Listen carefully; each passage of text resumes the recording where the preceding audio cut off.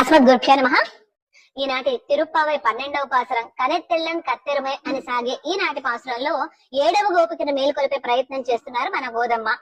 ఈనాటి గోపబాలిక యొక్క సోదరుడు శ్రీకృష్ణ పరమాత్మ యొక్క కైంకర్యంలో అంటే సేవలో నిత్యము మగ్నమైపోయి ఉన్న కారణంగా వాళ్ళ కొట్టల్లో ఉన్నటువంటి గేదెల యొక్క పాలు పిండడం లేదట. ఆ కారణంగా గేదెలకి చనులన్నీ చేపుకొచ్చి దూడలు వచ్చి పొదుగు దగ్గర మూతి పెట్టినట్లుగా భావన చేసి పాలన్నీ కూడా ధారగా వర్షించేస్తున్నాయి.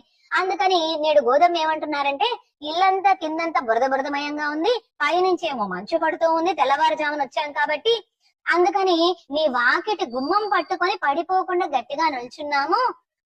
మరి నీవు ఇంకా లేవకపోతే ఎలాగా? కోపంతో దక్షిణ దిక్కున ఉన్నటువంటి లంకాధిపతి అయిన రావణాసురుణ్ణి సంహరించిన ఆ మనోభిరాముణ్ణి మనతికి ఇనియానని పాడుతూ ఉన్నాము, అయినా లేవడం లేదేంటి? ఇదేం పెద్ద నిద్రమా నీకు? లేచి రావమ్మా, నీవు కృష్ణానుభవంలో మునిగి ఉన్న సంగతి ఊరందరికీ తెలిసిపోయింది కాబట్టి ఇక లేచి మాతో కలువు అంటూ నేటి గోపికను మేలుకొలిపి తమలో చేర్చుకున్నారు మన గోదమ్మ.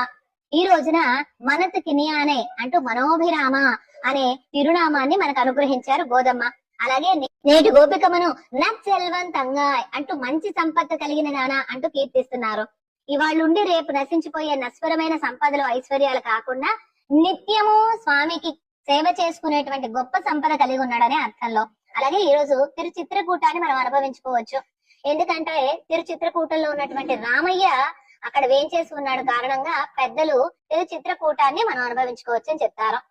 ఇక ఈ రోజు పాసుర అర్థానికి తగినట్లుగా రామచంద్రమూర్తి ఆ రావణాసురుడితోటి యుద్ధం చేస్తున్నటువంటి విశేషాన్ని మన వాళ్ళు చక్కని రంగవల్లికగా తీర్చిదిద్దారు. ఈ రోజు ఆచార్య వైభవాన్ని కూడా తెలియజేశారు గోదమ్మ. ఆండాళ్ తిరువడిగలే శరణం. హరియన్ రామానుజదాస్.